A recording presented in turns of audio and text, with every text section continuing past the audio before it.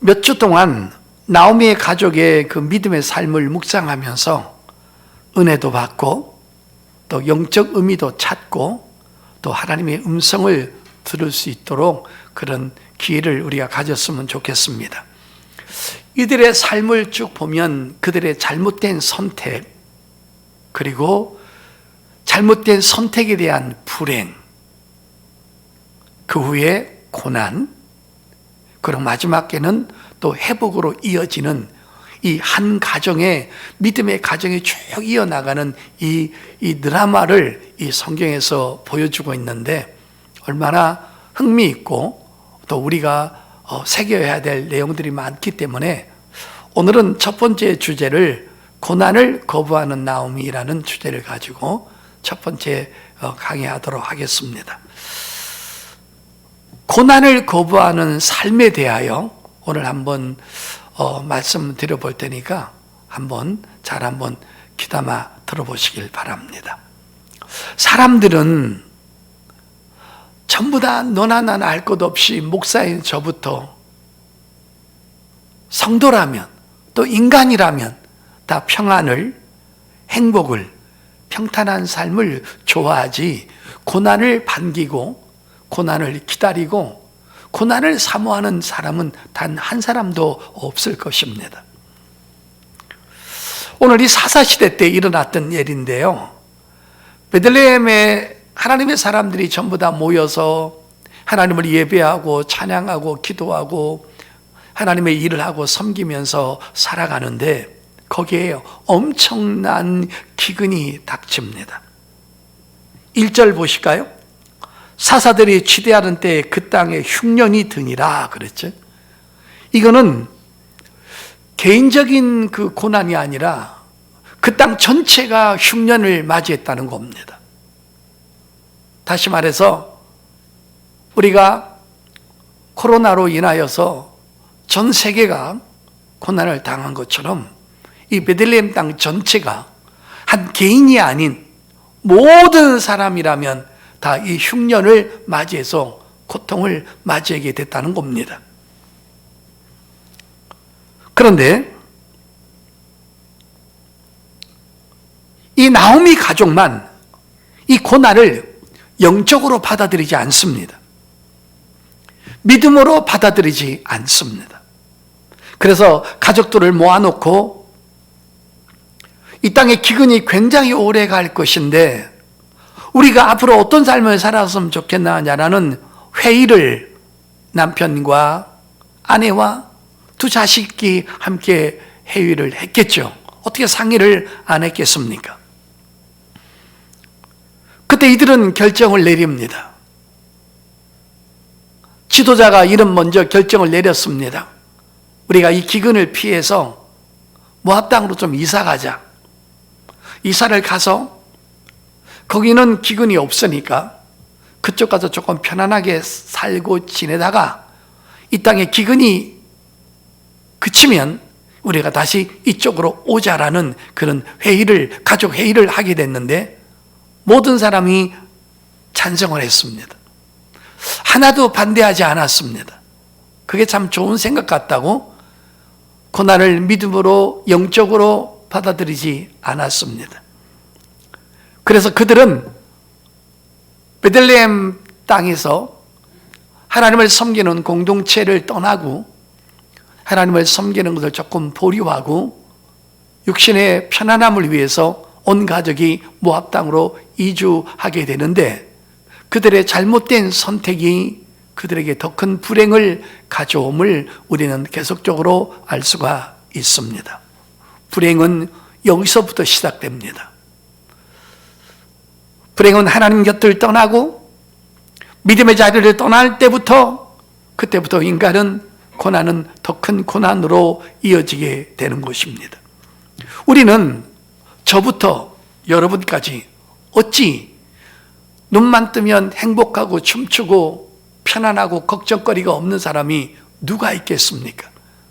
나름대로의 고난과 나름대로의 아쉬움과 나름대로의 두려움과 걱정거리는 우리에게는 전부 다 짊어져 있는 것입니다.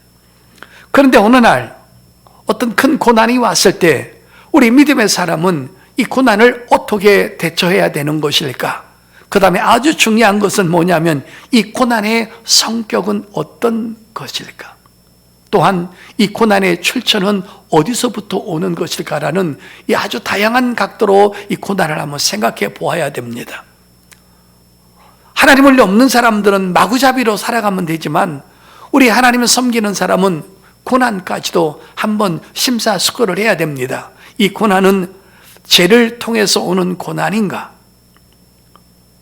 아니면 내가 하나님의 뜻대로 살지 못한 것에 대한 고난인가?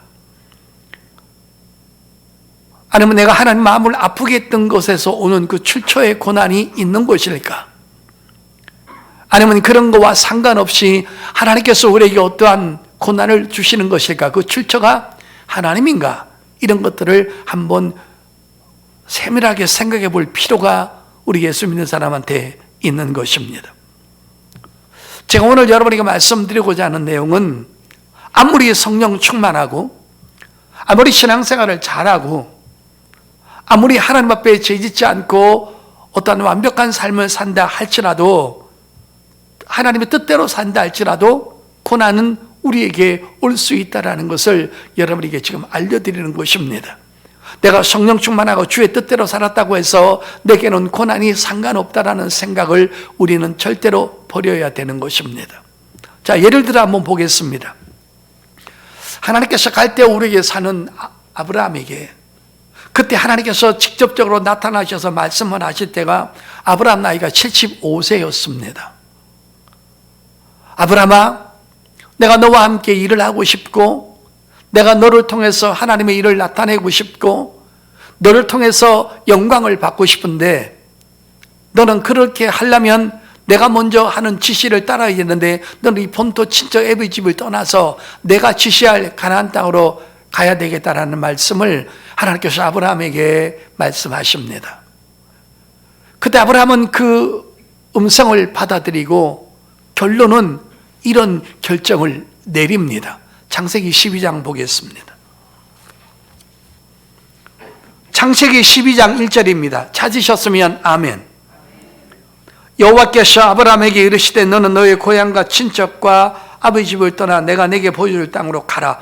자, 하나님의 음성이 아브라함에게 떨어졌습니다. 아브라함 나이 이때 나이가 75세였는데 이 음성에 순종할 것이냐 이 음성에 거부할 것이냐는 아브라함의 몫입니다. 자, 그런데 아브라함은 나이 75세 때 하나님의 음성을 듣고 이런 결정을 합니다. 4절입니다. 이에 아브라함이 여호와의 말씀을 따라갔고 롯도 그와 함께 갔으며 아브라함이 하단을 떠날 때 75세였더라. 그런 75세 때 하나님의 음성을 듣고 결정을 내린 겁니다. 모든 지인들, 모든 가족들, 모든 삶의 터전들, 그리고 앞으로 편안하게 살아야 할 모든 과정들을 다 포기하고 하나님의 말씀을 순종해서 결국은 그 모든 자리를 떠나서 바로 하나님께서 원하는 가나안 땅으로 출발하게 됩니다. 믿음은 그런 겁니다. 제약된 자리를 떠나는 겁니다. 내게 아무리 소중한 것도 하나님 앞에 그것이 방해가 된다면 떠나보내는 것입니다. 믿음의 출발은 바로 떠나는 것입니다. 그러면 하나님의 은혜가 채워집니다. 자, 문제는 그 다음입니다. 아브라함은 75세 때 중요한 결정을 했습니다. 삶의 터전고 가족도 모든 지인들도 친구들도 친척들도 모든 것들을 다 포기하고 가나안 땅에 도착을 하게 됩니다. 그런데 그렇게 순종하고 그렇게 주의 뜻대로 움직이고 그렇게 하나님을 기쁘시게 했던 그에게 행복과 기쁨과 영광의 시간들이 기다려야 되지 않겠습니까? 그러나 이렇게 순종하고 이렇게 주의 뜻대로 살았던 아브라함에게 기다렸던 것은 다른 것이 아닌 고난이었고 기근이었습니다. 10절 보겠습니다. 그 땅에 기근이 들었으므로 아브라함이 애굽에 거리하려고 그리로 내려갔으니 이는 그 땅에 기근이 심하였습니다. 그랬죠. 여러분 이거 보십시오. 아무리 하나님의 뜻대로 살아도 아무리 하나님 앞에 큰 결단을 하고 순종을 해도 고난은 여전히 다가온다는 겁니다.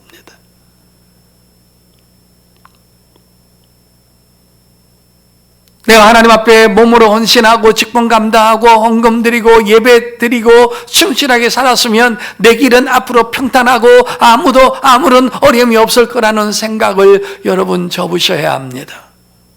그런 것과는 상관이 없다는 것입니다. 인생은 고난의 연속이라는 겁니다. 잘못하면 잘못한 대로 죄에 대한 고난이 있고요, 잘하면 잘한 대로 하나님 앞에 우리에게 주시는 또 고난이 있습니다. 그러면 여러분, 오늘 여러분 이 가나안 땅에 기근을 누가 보내셨느냐? 하나님이 보내셨죠. 오늘 베들레헴에 나오미가 사는 이 가정에 여러분이 이 땅에 고난을 누가 보내셨는가? 이 출처가 누군가? 바로 하나님이시죠. 그런가 안 그런가 확인하겠습니다. 시편 105편입니다. 하나님은 우리에게 좋은 것만 보내지 않습니다. 시편 105편 16절 찾으셨으면 아멘. 제가 읽겠습니다. 그가 또 그 땅에 기근이 들게 하사 그들이 의지하고 있는 양식을 다 끊으셨도다 그랬죠. 여러분, 기근의 출처가 누구죠? 하나님이십니다. 그래, 우리는 고난이 오면 무조건 그 고난을 거부하면 안 됩니다. 우리는 고난의 성격, 고난의 출처, 고난을 받아들이는 자세가 그 사람의 신앙이요, 그 사람의 인격이라는 겁니다. 그럼 도대체 하나님은 왜 고난을 보내시는 것일까? 저와 여러분은 이 예배를 드리고 있으면서 우리는 우리 가정적으로, 자식적으로, 부부적으로, 교회적으로, 관계적으로, 육체적으로, 재정적으로, 마음의 질병적으로 고난이 없는 사람은 단 한 사람도 없다라는 것입니다. 그저 하나님의 은혜로 견뎌내고 살아갈 뿐이지 고난과 무관한 사람은 아무도 없다라는 것입니다. 도대체 하나님은 우리한테 왜 고난을 주시는 것일까? 우리의 영적 상태를 점검하시는 겁니다. 우리의 불순물들을 제거하기를 원하는 것입니다. 우리가 하나님보다 더 의지하고 하나님보다 더 사랑하고 하나님보다 더 두려워했던 그런 것들을 하나님은 끊게 하시는 것입니다. 16절 잘 보십시오. 그가 또 그 땅에 기근을 들게 하사 그들이 의지하고 있는 양식을 다 끊으셨도다. 어떤 사람이 하나님보다 먹고 사는 양식을 더 의지하는 겁니다. 남편을 의지하고 아내를 더 의지하고 자식을 더 의지하고 자기 명예를 더 의지하고 통장에 있는 물질을 더 의지하고 보험금을 더 의지하고 연금을 더 의지하고 뭐 어떻게 됐든 간에 서서히 하나님보다 더 의지하는 것이 있으면 하나님은 우리에게 고난의 기근을 보내십니다. 그걸 통해서 올바른 믿음을 갖기를 원하는 것입니다. 강한 믿음을 갖기를 원합니다. 불순물을 빼는 것입니다. 나의 연약함과 나의 나약함을 깨닫게 하십니다. 야, 네가 당하고 있는 고난, 네 명성과 네 돈과 네 사람으로 해결 안 돼. 고난은 하나님이 없게 해주셔야 돼. 그러므로 오로지 하나님만을 의뢰하고 하나님만을 바라고 하나님 곁에 남기를 원하는 마음에서 하나님은 우리에게 갖가지의 기가 막힌 솜씨로 고난을 보내신다는 겁니다. 그러므로 고난은 가치 있는 하나님의 선물입니다. 고난을 대하는 태도를 보면 그 사람의 신앙을, 현주소를 점검할 수 있습니다. 신앙이 어리고 믿음이 약한 사람은 고난이 오면 원망과 불평을 하고 더욱더 하나님 가까이에서 떨쳐나갑니다. 그러나 성령 충만한 사람은 이 고난을 믿음의 눈으로 보기 시작합니다. 고난이 지나고 나면 축복의 보따리가 우리에게 다가오는 것을 우리는 직감할 수 있습니다. 그러므로 이 고난을 보내시는 출처는 하나님이십니다. 그러므로 하나님은 이 고난을 우리에게 주실 때 불필요한 고난을 단 한 번도 주신 일이 없다라는 것입니다. 하나님은 우리한테 축복을 주실 때 먼저 고난을 통해서 우리의 신앙을 점검하고 우리를 한번 흔들어 봅니다. 그리고 네가 축복을 받고 하나님의 아름다운 선물을 받았을 때 네가 오만방자하지 않고 더 겸손하고 그 축복을 잘 관리할 수 있도록 또한 우리한테 되새김질을 해 주시는 것입니다. 문제는 우리 예수 믿는 사람은 고난이 필연이요, 고난이 절대적이요, 고난이 필수 과목이라는 것입니다. 시편 34편입니다. 이건 하나님이 정해진 법칙입니다. 이것이 우리의 과제이고 숙제입니다. 시편 34편 19절입니다. 찾으셨으면 아멘. 의인이 누굽니까? 예수 믿는 사람, 하나님을 섬기는 사람입니다. 의인은 고난이 많으나 여호와께서 그의 모든 고난에서 건지시는도다. 의인들에게는요, 고난이 많을 수밖에 없습니다. 잘못 살아도 얻어 터지고, 잘 살면 잘 산 대로 훈련을 주시기 위해서 고난을 주시는 겁니다. 고난은 여러 가지의 형태가 있는 것입니다. 정신적인 고통이 고난이 있고, 마음적인 고통이 있고, 육체적인 고난이 있고, 재정적인 고난이 있고, 관계적인 고난이 있고, 미래에 대한 고난이 있고, 직장에 대한 고난이 있고, 결혼에 대한 고난이 있고, 부부에 대한 고난이 있고, 수많은 갖가지 고난이 우리한테 잠만 자고 일어나면 내가 예배하는 거와 기도하는 거와 관계없이 고난은 산더미처럼 우리 속에, 장롱 속에 들어앉았다는 것입니다.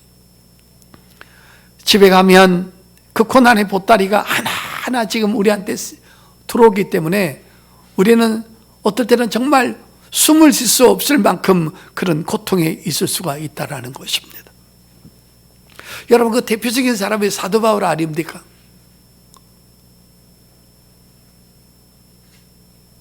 사도 바울이 직분을 게을리했습니까? 다윗처럼 여자한테 넘어졌습니까? 삼손처럼 술을 먹었습니까? 그는 위대한 부흥사요, 그는 위대한 신학자요, 그는 위대한 설교자요, 은사자요. 성경 단 한 구절에도 범죄한 기록이 정확하게 나오지 않습니다. 근데 그는 늘 얻어 터지고, 늘 돌에 매맞고 기절하고, 감옥소에 갇히고, 춥고 배고프고, 로마로 가는 뱃속에서 한 달 가까이를 햇빛을 보지 못하고 고통을 당했습니다. 그것뿐입니까, 여러분? 얼마나 자기 몸에 있는 가시가 아픈지 고린도서 12장에 이 가시를 없게 해달라고 매일 하루에 3번씩, 이 말은 숫자적으로 3번을 말하는 것이 아니라 하루 종일 매일 죽을 때까지 기도를 했는데 하나님은 그 고난을 없애주지 않았습니다.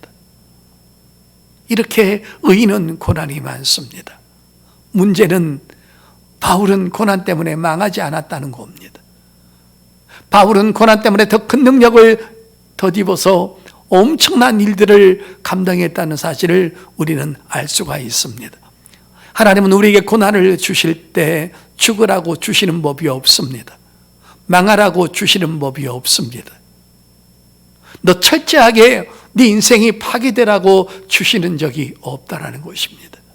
고난에도 뜻이 있고, 고난에도 하나님의 애정과 사랑이 담겨 있음을 우리가 알 수 있습니다.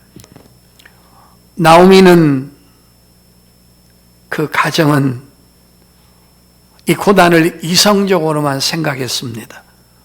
인간적으로만 생각했습니다. 감정적으로만 생각을 했습니다. 그리고 불행으로만 생각을 해서 고난을 귀찮게 여긴 겁니다.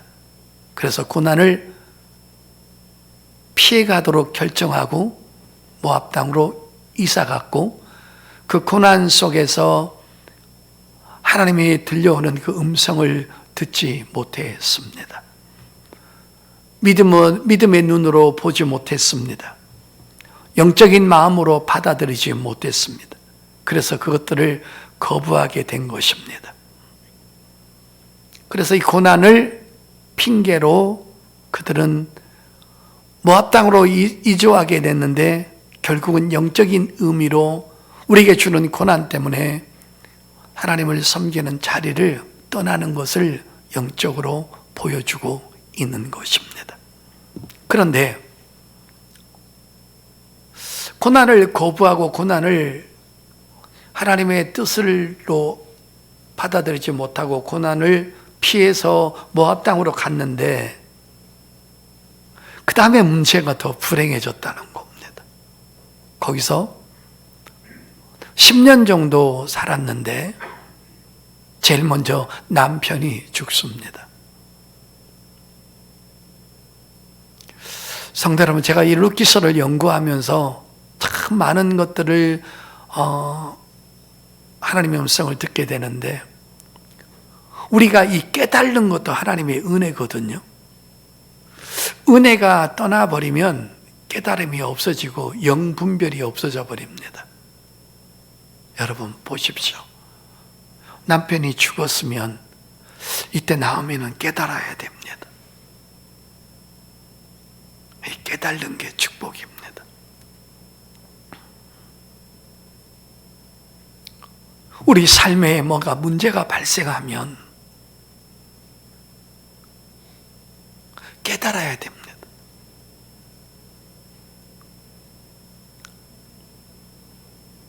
근데 깨달음도 은혜의 자리에 있을 때 깨달아지는 것이지, 은혜의 자리를 떠나면 도무지 깨달을 수 없다라는 겁니다.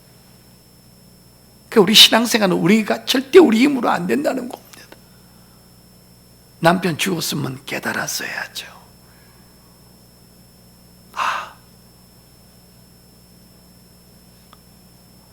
고난을 피하러 왔다가 더 큰 고난을 받습니다.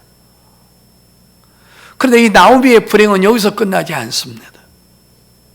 큰아들이 또 죽습니다. 그때라도 깨달았으면 작은 아들은 살았을 겁니다. 그때도 못 깨달습니다. 작은 아들까지 죽습니다. 그때서야 깨달습니다. 여러분, 기도할 때 늘 영분별의 은사를 달라고 기도하시고, 어떤 사건이 일어났을 때 그 사건 속에서 흐르고 있는 하나님의 음성을 들을 수 있도록 깨달음을 달라고 기도하는 여러분이 될 수 있기를 예수 이름으로 축복합니다. 떠났더니만은 더 큰 불행을 당하지 않습니까? 그런데 하나님은요, 하나님의 백성을 끝까지 책임지십니다. 남편 죽고 두 아들을 죽고 가진 거 다 털어버려서 빈털터리가 되어서 거기서도 먹고 살 수 없을 때 다 잃어버린 다음에 그때 깨닫고 베들레헴으로 돌아옵니다.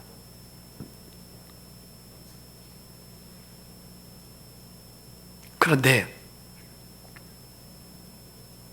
그가 모압 땅에 있을 때 10년 동안 남편과 두 아들을 죽었을 때, 잃어버렸을 때, 베들레헴은 여전히 기근이 있었거든요. 그런데 하나님은 기근 속에 있는 백성들을 내팽개치지 않습니다. 그들에게 양식을 주셔서 그들을 살리십니다. 자, 룻기서 1장 보겠습니다. 자, 룻기서 1장 5절 보시겠습니다. 말년과 기르온 두 사람이 다 죽고 그 여인은 두 아들과 남편 뒤에 남았더라. 6절 보십시오. 그 여인이 모압 지방에서 여호와께서 자기 백성을 돌보시사 그들에게 양식을 주셨다 함을 듣고 이에 두 며느리와 함께 일어나 모압 지방에서 돌아오려 하여 그랬죠. 자, 6절에 보니까 하나님의 백성들을 베들레헴에서 똑같이 고난을 받았지만 고통 속에서도 하나님을 섬기고 예배하니까 결국 그들에게 양식을 주어서 하나님께서 회복시키는 것을 그들이 들었더라 그랬습니다.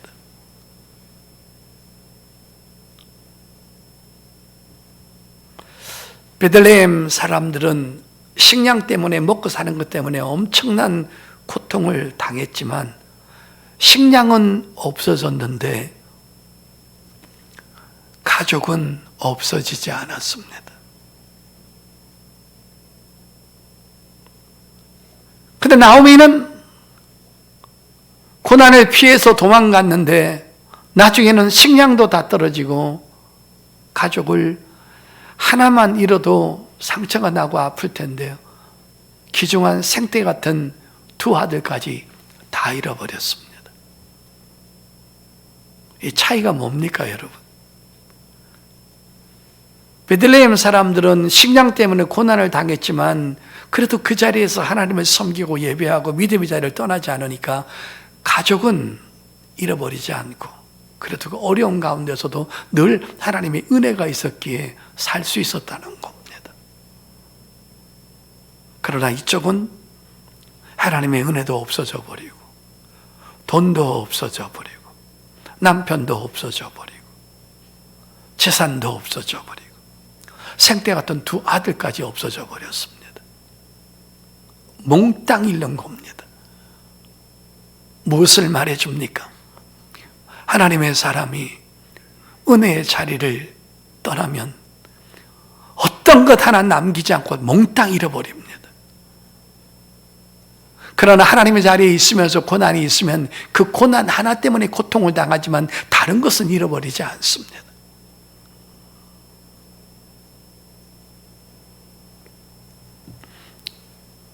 그리스도인들이 말씀을 버리고 예배를 멀리하고 하나님과 연결된 삶을 포기하면 우리는 아주 철저하게, 아주 처참하게, 아주 비참하게 망한다는 겁니다. 뭘 하나 남을 것 없이 실오라기 하나 거칠 것 없이 처참하게 찢어지고 고통을 당한다는 겁니다.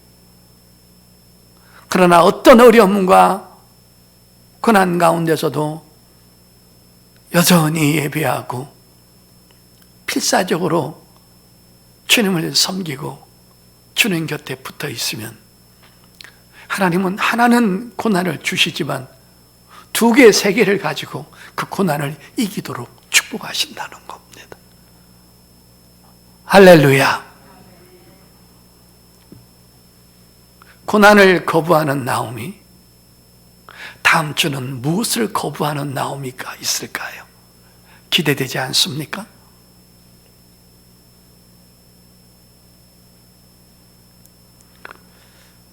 말씀을 결론 내겠습니다. 여러분은 어떤 고난을 갖고 계십니까? 그 고난을 하나님이 주신 선물로 가슴에 끌어안고 끝까지 하나님 곁으로 와야 됩니다. 필사적으로 하나님 곁으로 끌고 와야 됩니다. 그리고 하나님 앞에 보고하는 겁니다. 히스기야 왕이 적군들이 쳐들어왔을 때 내가 너를 죽이겠다는 선전포고를 아수르 군대 사네립 왕이 편지를 주었을 때 그 죽음의 최후 통첩의 고난의 편지를 가지고 하나님의 성전으로 끌고 갑니다. 그거를 펴놓고 하나님, 이런 협박이 날라왔습니다. 필사적으로 하나님과 씨름하는 겁니다. 그랬더니만은 하나님께서 천사 하나를 내보내어서 아수르 군대 정예원들 18만 5천 명을 하루아침에 다 쳐부시고 전리품을 받게 하셔서 부자 되게 하시고 예루살렘을 지키며 백성들을 지키는 놀라운 은혜를 주셨습니다. 여러분, 저와 여러분이 현대판 나옴입니다. 여러분의 가족 중에 여러분이 나옴이에요. 여러분이 잘못된 결정, 잘못된 선택을 하면 후유증이 따르지만 올바른 선택을 하면 지금은 후유증이 있지만 나중에는 평안함과 해결함과 축복이 있습니다. 오늘 여러분 루키서 1장 6절에 보십시오. 하나님이 자기 백성들을 돌보셨더라. 하나님은 자기 백성을 결코 버리지 않습니다.